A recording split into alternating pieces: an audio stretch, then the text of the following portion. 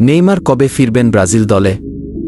এই প্রশ্নটা আমরা অনেক দিন ধরেই করে আসছি, আর অবশেষে সেই উত্তরের অপেক্ষা শেষ। নেইমার নিজেই মুখ খুলেছেন। 2023 সালে এক ভয়াবহ ইনজুরিতে পড়েছিলেন নেইমার।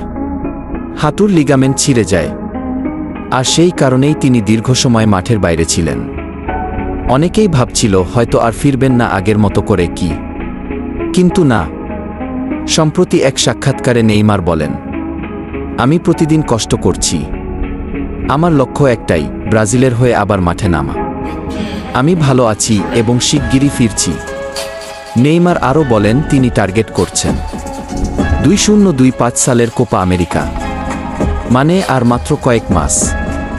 তারপরেই আমরা আবার দেখতে পারব সেই পুরনো নেইমারকে। জাদুকরি ড্রিবল, অসাধারণ গোল আর উন্মাদ উদযাপন। আপনার কি মনে হয়, নেইমার ফিরলে ব্রাজিল কি আবার আগুন ছড়াবে মাঠে? কমেন্টে জানাতে ভুলবেন না।